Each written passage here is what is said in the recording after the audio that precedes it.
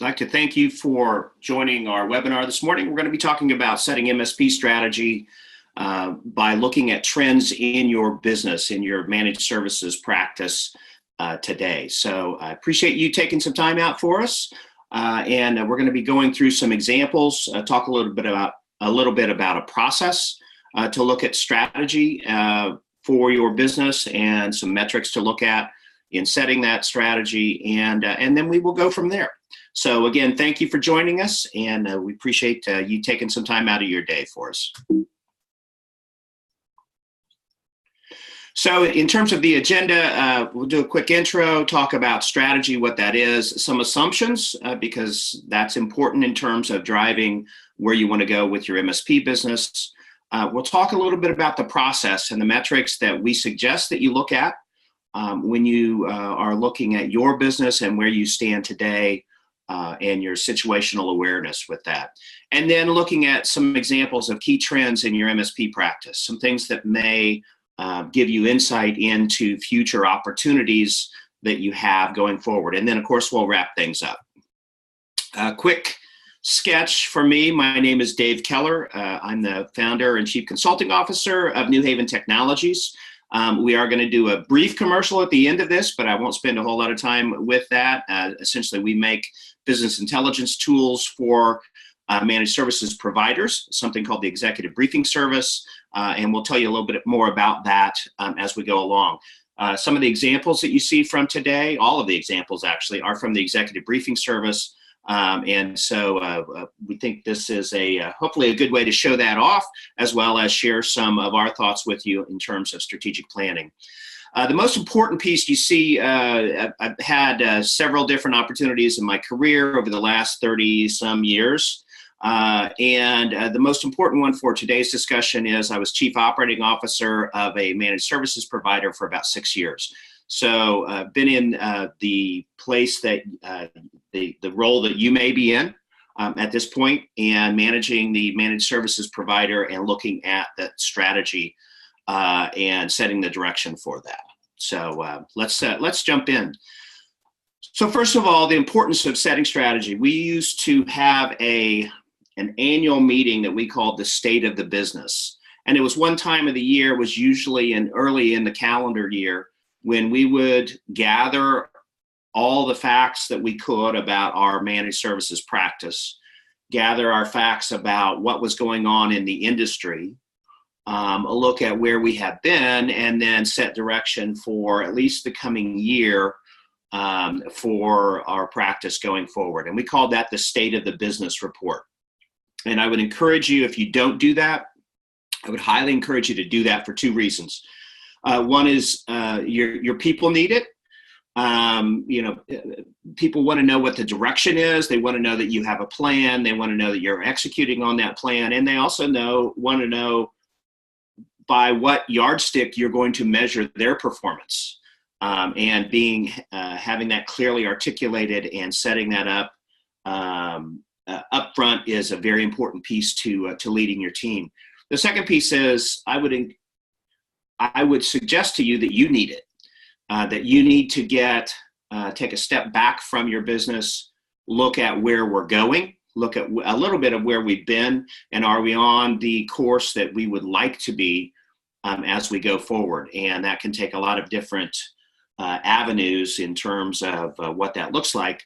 But it's important for you to understand what you're trying to achieve and how you're going to measure that and how you're going to manage to make that happen. So when we talk about strategy, we're not talking about wishing, we're talking about planning. And so there's a couple of things that are really important. Setting that desired future state on your strategy is very important. But also then understanding where you're at in terms of today's where you're at in terms of today, what that looks like today, and then starting from today and saying, how do I get from where I'm at today to a future state, and what are the steps that I take to do that? And that's part of what we're going to be talking about today in our discussion. So it's important that you set a strategy. And because if you don't, something will emerge. It may not be what you want. It may not be the destination you're looking for, but you will go somewhere. But it just may not be where you're looking to go. So we really encourage you to do to go through the process of setting your strategy, looking both externally and internally, and setting a direction for you and your team. Some assumptions in terms of as we look at where we would like to go. That's typically based on your assumptions of what's a desirable end game or next step in your journey, if you will. So some just very basic assumptions that we're going to take here. One is service is more profitable than product sales. I think if you've been in the channel for any time at all, you know that product sales, the margins on those are very perishable. They diminish over time as things get commoditized and become more available in the marketplace. Number two is it's more profitable and easier to sell into an expanding market versus a shrinking market. So that you may, rather than competing with the folks down the road who are your competitors over that same customer, you can go out and get new customers where perhaps they don't have any relationship in place at that point in time. So selling to an expanding market versus a shrinking market would be certainly a preferable scenario if that's available. Thirdly, specialized expertise. If you're better at what you do, then you're able to do a higher quality job. You're probably able to do it faster. And comparing your expertise and your capabilities with your competitors, it leads to a better margin. You're able to charge a higher price, specifically on a per hour basis, because you're able to be more efficient and effective in terms of what you're doing with that. Just a couple of more, and some of these are motherhood and apple pie, but we just want to kind of set the table with this. If we retain good customers, and that doesn't mean we retain every customer, because some customers it's not a profitable relationship, but if we're retaining good customers, helps drive our profitability in multiple ways, one of them being reducing our selling general administrative costs, and also just simply creating that recurring revenue stream, which is our fifth point here. And that is in the managed services provider space. Of course, we talk a lot about monthly recurring revenue, or MRR, and that is a desired goal that we're trying to build that up. I would fine tune that a little bit to say monthly recurring profitability, not just revenue, but that is essential as we go forward. So we have a reliable stream of business that we can count on each month, and also over time we can better manage each of those environments so that it becomes less and less expensive in theory to manage those environments as you do a better job of managing the infrastructure and that client relationship. So the piece that we want to add to this, I think we've all been in sessions where we talk about strategy, we talk about strategic planning, and I know I've sat through a number of them where we mark out our future desired destination, but there is no connection back to where we are today. And so what you end up with is kind of a pipe dream that says, well, gee, I wish that I had this, but I'm so far away from that, or maybe I don't even know where I'm at in terms of plotting what is the process that I use to go from where I am today to that, or at least towards that future desired state.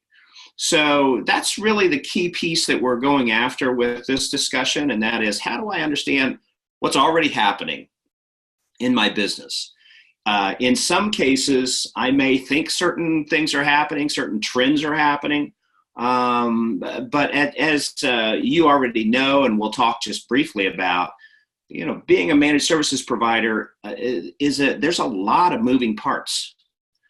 So what you think is going on and what is going on may actually be two different things, either in a slight fashion or could be dramatic. So we want to look at what's your baseline. Where are you at today? What's already happening in your business? Are there trends that are happening that we can accentuate because they're good things and we want to drive that, and that may be a great strategic direction to take?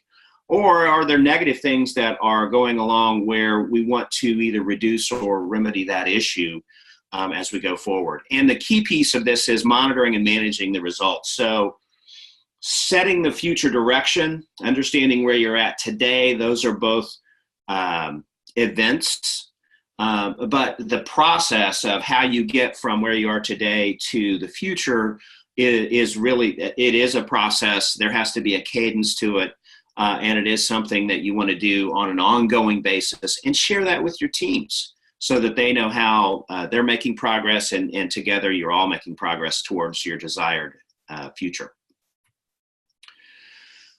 So what we're going to do today, we're really trying to give you some thought-provoking ideas. Obviously, every strategic planning process is different. Every organization is different. So there is no one-size-fits-all. But one of the things we want to do is to suggest to you an inspection process. And we've really tried to boil this down.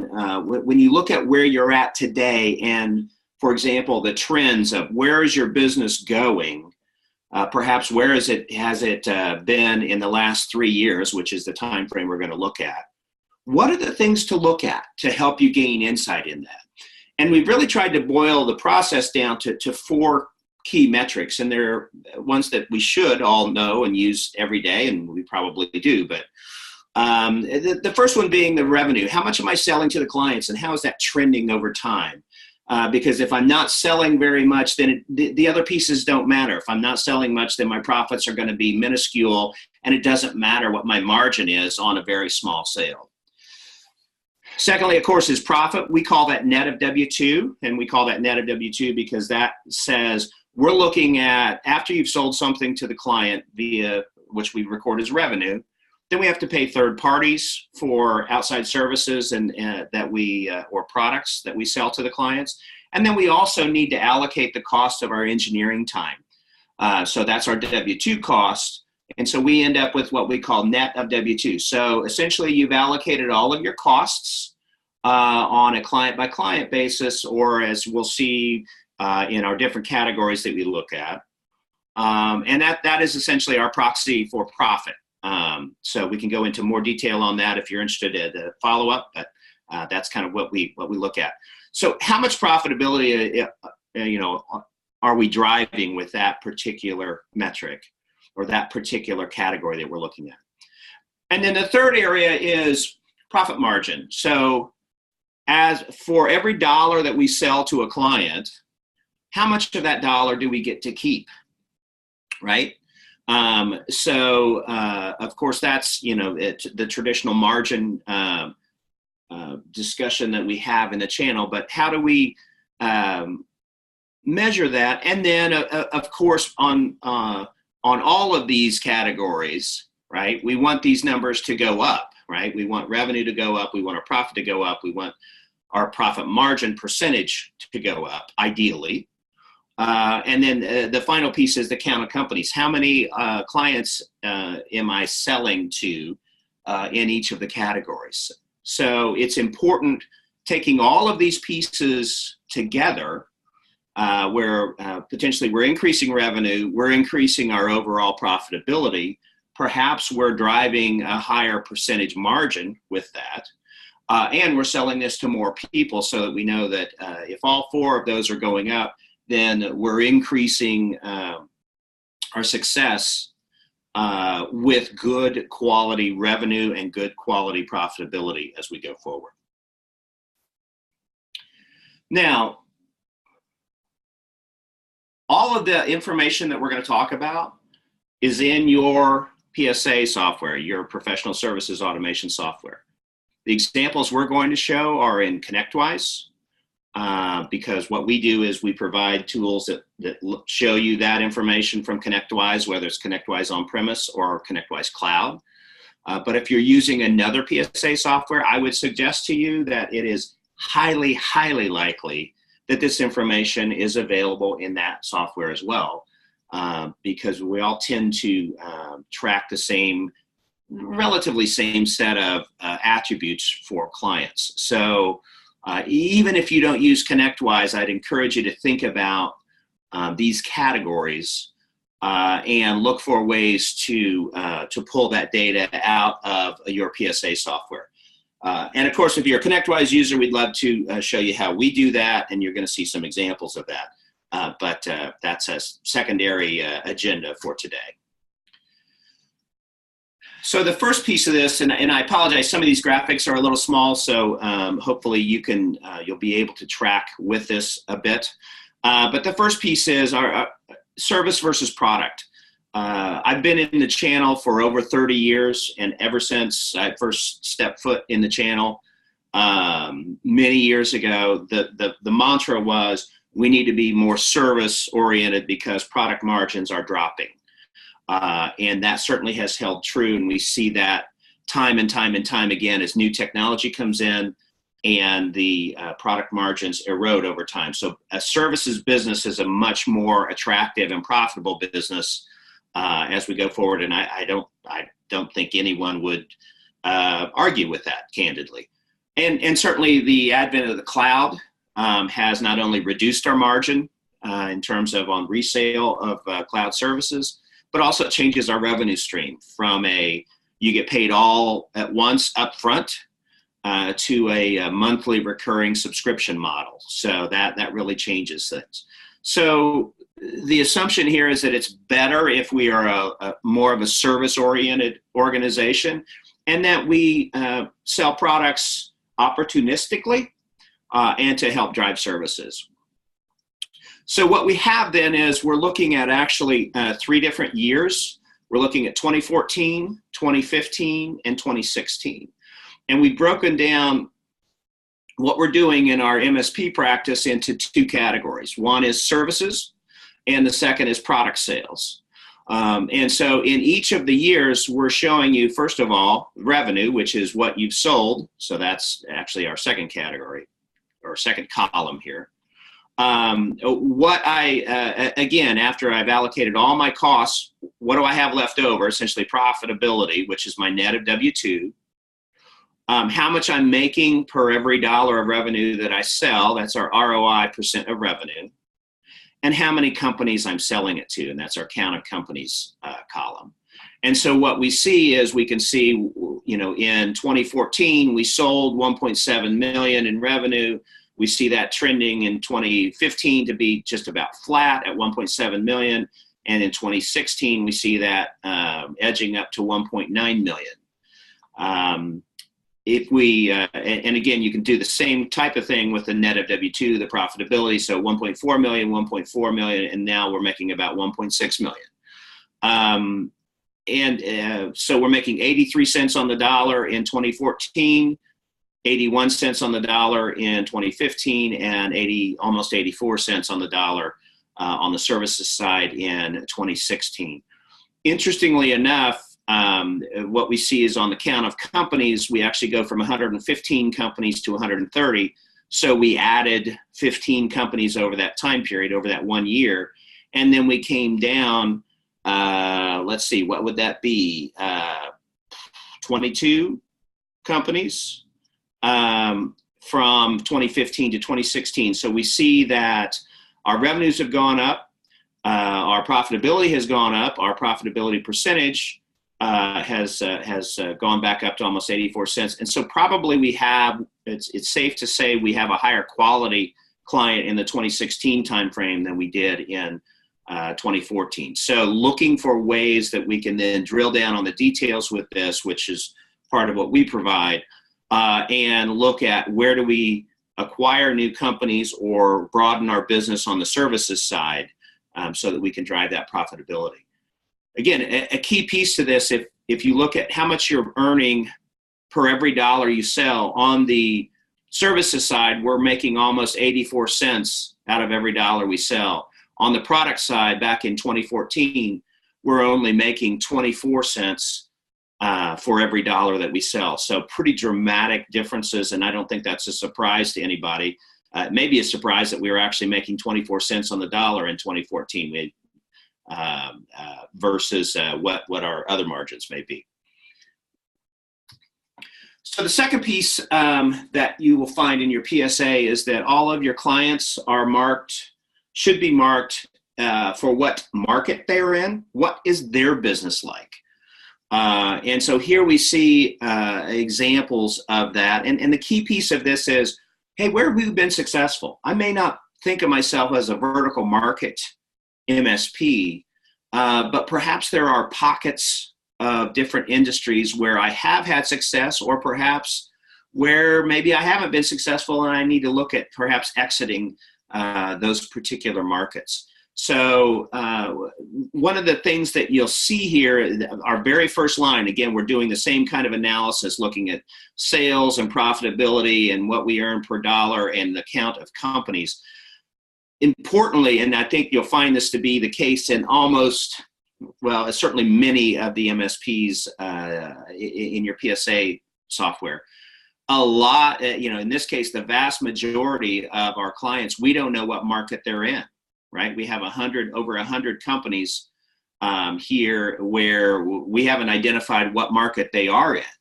And so by now having the ability to look at that market and say, or look at your client base by market, and evaluate what your next steps are with that, then you can go back in, put in what market are each of these companies in, and be able to gain even more value from this type of analysis.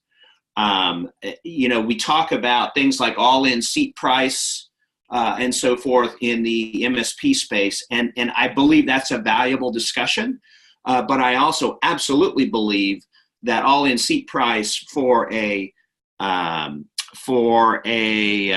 legal organization, someone who's in the legal market, is dramatically different than all-in seat price for someone who may be in construction or manufacturing or utilities and so forth. So I think it's important to keep that in mind in terms of what's unique about each one of those market segments that we're looking at.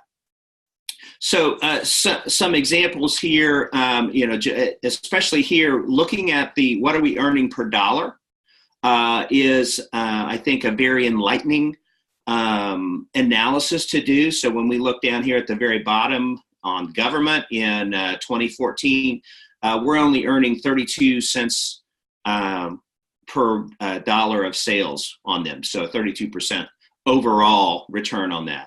In information technology, in 2014 we were earning 21 cents on the dollar. That would be areas where maybe we want to decouple from that information technology market, or maybe we want to decouple from that government market as we go forward, just because we're just not seeing the returns on that we'd like to see. And of course, the flip side of that is looking at things like the legal market, where we're making 67 cents on the dollar. In 2015, we were making 71 cents. That may be areas where we want to go and look for additional clients in that market to drive our strategy going forward. Next piece we want to talk about is your line of business. And when we look at a managed services provider practice, we actually believe that there are 9 distinct businesses that make up that practice, that you have 9 different ways that you provide products and services to your clients, and that based on the characteristics of each of those lines of business, that there are different ways to be successful based on that scenario. So for example, we all talk about fully managed agreements and fully managed clients, where The client pays us a given dollar amount, and it doesn't matter what happens. Essentially, we can spend 1,000 hours or we can spend 1 hour, but we're not going to make any more money, any more revenue off of that client this month. It is a fixed fee scenario. So what we're suggesting there is that controlling the hours and the cost of those engineers, making sure that you're using the appropriate level of engineers so it keeps your hourly cost in line, is a critical success factor for the fully managed. And you can see the scenarios as we go through each one of these. Anything that's a fixed fee, it's really around, hey, how do we do pricing and cost control, and how do we control the number of hours that we're dealing with? Same is true on fixed fee projects. And very different than on some of the other scenarios. In an hourly time and materials basis, you're getting paid for every hour that you're working, or you should be. And so setting the expectations of, hey, this is about how much time we're spending, and communicating that with the client so you make sure they pay the bill when you send them the bill, is important with that. So the key takeaway for this is that each one of these categories has different success criteria and different things that you need to manage and focus on to be successful in that category. So we break out the business by those lines of business, and what we're looking for is, what are our trends in growth and what are our trends in profitability, and how many clients do we have in each one of those, and are we trending the right direction? I think most of us, when we go to the peer group meetings, we talk about, I'm a pure play managed services provider, fully managed. And so everything is in my fully managed bucket and I don't do anything else. And I have seen a couple of those when in reality you look at it, they really are. But for the most part, we all still have a mix of the different types of business that we have in our portfolio. We're moving away from the time and materials hourly, generally, and trying to move people to a monthly recurring revenue. So that's fully managed or block recurring type of revenue.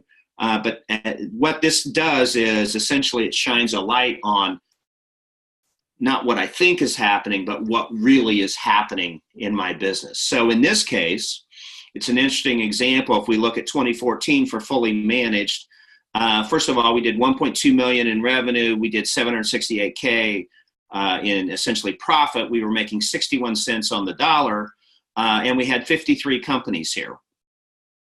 As we move into 2015, we stayed about the same, almost identical on the revenue, but we went from 53 companies to 35 companies, and we inched up on our profit per dollar sold to 63 cents in profit. But looking at the fact that we went down to 35 companies, that says that what happened is that we went through and either got rid of clients that were not profitable in the fully managed space or moved them over to another type of scenario. In this case, in our test database, I believe that essentially those clients went away because we don't see them moving over into block recurring, which would be the natural place to move them. As we moved into 2016, we brought on just a few clients, but some high quality clients. So we went up to 1.3 million in revenue, almost 900K in profitability, and almost 68 cents of profit on the dollar. So being able to look at this and say, well, our numbers went down, but our revenue and our profitability and our profit per dollar of sales actually went up, says that we're migrating to a higher quality client. We're managing that process and the expectations much more effectively, and potentially we're managing our hours and the cost of those hours more effectively. So the key takeaway from this is, are we trending the right direction even if the numbers are going down? And certainly in the fully managed space, the suggestion is yes, we absolutely are. The other pieces to look at on this are how you transition people from time and materials hourly, where we have 108 clients, where we're only earning 42 cents on the dollar. And we end up, we go up a little bit in 2015 and we go down to 100 in 2016. But again, we've transitioned from 42 cents on the dollar to 64 cents on the dollar. So we haven't changed dramatically the number of people that we're doing time and materials work for, but we've increased our profitability pretty dramatically on that, actually very dramatically. And those may be good candidates to move up into the fully managed space as we go forward. So the next two pieces that we're going to look at actually have to do with customer retention, new customers, and churn. And we're going to look at this in two different ways to help uncover some insights on our business and what we look like. So the assumption is, hey, retaining good customers is a good thing and it leads to profitability. And then also the flip side of that is, well, when we bring in new customers, we have probably a fair amount of pre-sales time that's spent. And then even once the deal is closed, we have a fair amount of onboarding expense that we have to deal with. And getting a handle on that is an important piece. Are we successful at retaining customers? And when we do bring on new customers, what's the impact of that from a cost perspective? So what we have here is a graph or a table, of our clients and how many years they've been with us. So let's start with the 0 years category here, which is about halfway down. So these are brand new clients, and we look at this again over 2014. So in 2014, we had 10 new clients. They did 105K in revenue and about 60K in profitability. So we made about 55 points, almost 56 points on those new clients. As we move into 2015, we brought on additionally, 31 clients. So these are not the same clients. People that came on in 2014 that were new clients in 2014 would be 1-year-old clients in 2015. So we see that we go from 10 and we come down to 8. So we've lost 2. And our next look at this is going to give you a better way to track this so you can see how many clients we brought in and how many went away over time. But the key takeaway here is when we're onboarding them, in 2014, we made almost 56 cents on the dollar. In 2015, we only made 24 cents on the dollar. And in 2016, we only made 28 cents on the dollar. So there may be scenarios where we start to look at what are our pre-sales costs, how do we qualify people earlier, so that we can bump up that 24, 25 cents on the dollar up to a higher number as we go forward.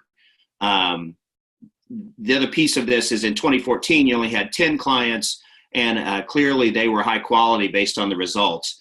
Now we have a lot more clients, 31 in 2015, and that's when our profit percentage dropped pretty dramatically. And again, the same thing happened in 2016. So this gives us some insights, hopefully, on onboarding and pre-sales. The other piece is this is stack ranked based on our net of W-2 over time. So we see that our most profitable client tenure is people that came on board with us last year. So year 2 of that relationship is where we actually have made the most amount of our profit with those clients. Now, it's not always the highest profit percentage per dollar of revenue, but it is the highest returns from that. So we see, 1 year tenure, 3 year tenure, 2 year tenure. So that gives us a stack rank. Let's take this to the next level, and that is, let's look at those same clients. What happened to them over time? So does our relationship with those clients, do those relationships grow, or how much attrition do we have over time? So here we're looking at the year that the client came on board with us, essentially the year their first invoice. So in 2010, we had $1 million of revenue and for clients that year. We made $444K in net, and so we made about 41 cents on the dollar, and we had 50 clients over that time period.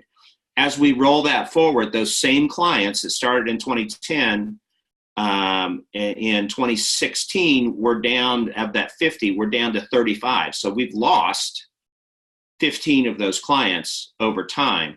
We're still at about the same profit per dollar sold at 42 cents. Consistently across all of those, but we see that 15 of those have gone away. So those are clients that will have to recoup that revenue and so forth. Although what we see is that the amount that we're selling to those clients, even though the number has gone down from 50 to 35, the amount of revenue and the amount of profit has stayed almost flat. So it's interesting to see, who went away and perhaps they were lower end clients in any case. And that's why we provide things like the drill down capability in the briefing service. The other thing I'd like to point out to you that this shows is here we're looking at 2014, and we see we had 50 new clients that started in 2010. And then we had only seven in 2011, and only 9 in 2012. And then, in 2013, we really got after it, and we brought on almost 60 clients, 59 clients. And so what that really leads us to is the question of, we had a lot of clients come on in 2010, and then we were perhaps too busy servicing those clients to bring on new clients in 2011 and 2012. And then, maybe there was some panic or what have you that went on in 2013 where it's like, wow, we've got to go get some new clients. And so we see that we bump that number up again. And then again, in 2014, we see that number drop back down. So that really indicates some questions about our sales process and how we have things that are done in a consistent and repeatable fashion, so that we drive our profits and our success going forward. So just to wrap this up, would love to talk to any of you that are interested in more detail on this, whether it's about just the strategy or the tactics or the trends or what have you. And glad to help out with that. Certainly would love to talk to you about the executive briefing service, which we'll touch on here in just a moment. But in summary, we really want to encourage you to be intentional about your strategy. Set audacious goals as you go forward and communicate those to your team. But also keep in mind, this is where we are today. So that shouldn't limit where you want to go in the future, but it should help you lay out that the steps of how you get from where you are today to where you go in the future. And then monitoring and managing your progress. This is not a one-time event. I think it's very important that you set a cadence for your review. By that, I mean, at least on a monthly basis with your executive team, looking at the high-level metrics and saying, how are we doing with our progress towards our goal? And updating that as necessary. One of the places where we really fell down when I was chief operating officer is we would spend a lot of time in January and February working on the strategy, and then we would do a couple of reviews in March and April, and then things kind of got busy and people went on vacation, and so we weren't as good at setting that cadence for the review and updates, and that affected our results. So I would encourage you to do that. Really quickly, we said this is in your PSA software. You can do this yourself. If you have people doing report writer or what have you, you can have them go in. In the case of ConnectWise, you're going to make a pretty big investment in that. So 12,000 fields, 857 tables, and you got to figure out how they're all strung together. This is the commercial. So we provide the executive briefing service. We have both an on-premise and a cloud version of this, where we provide you with all the details that you see today, as well as 250 other reports. And we also do customized reporting and dashboards as a part of the service at no additional charge. So if you're interested in learning more about that, we would love for you to reach out to us. You can go to newhaventech.com, where you can request a personalized web demo where we walk through your issues with you and show you how the briefing service helps with that for the things that are most interest to you. You can do a free 2-week trial of the on-premise version. And again, you see the link there on the screen. And you can reach out and contact me directly if you'd like more information, whether it's about the briefing service or more about what we've talked about today. And I'm at keller.d@newhaventech.com. So with that, we're going to conclude our discussion today. And we certainly appreciate your time and attention for today's discussion. And we have recorded up to this portion, and we're going to stop the recording at this point and then open things up for questions. So again, appreciate your time and attention today. And again, if you're interested, here's our contact information. And we would love to hear from you. And thank you for joining us.